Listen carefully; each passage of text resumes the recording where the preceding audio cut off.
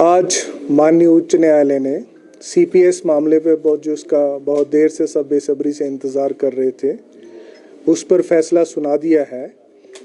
तथा जैसा विमलांशु राय की जजमेंट में सुप्रीम कोर्ट ने कहा था कि असम में जो चीफ पार्लियामेंट्री सेक्रेटरीज और पार्लियामेंट्री सेक्रेटरीज बनाए गए थे वो वैध नहीं थे, उसी प्रकार हिमाचल प्रदेश में भी उसी तर्ज पर, उसी जजमेंट के आधार पर आज उच्च न्यायालय ने घोषित किया है, ये डिक्लेयर किया है कि चीफ पार्लियामेंट्री सेक्रेटरीज और पार्लियामेंट्री सेक्रेटरीज एक्ट जो 2006 में हिमाचल प्रदेश में बना था वो वैध नहीं है।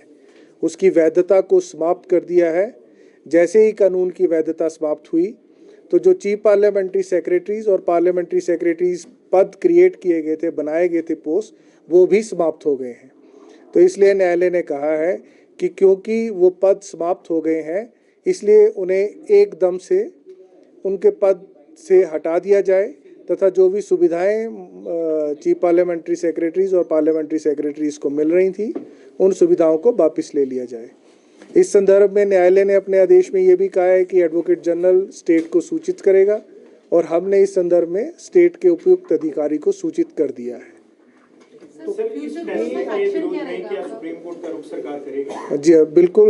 मुझे सरकार से इंस्ट्रक्शन प्राप्त हुई है कि इस फैसले के खिलाफ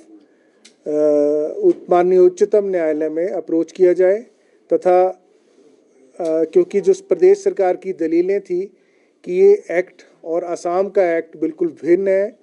उन पर दलीलों को पूरी तरह से इस फैसले में, क्योंकि मैंने उस फैसले को पढ़ लिया है और उस फैसले को पढ़ने के पश्चात मैं ये कह सकता हूँ कि जो प्रदेश सरकार ने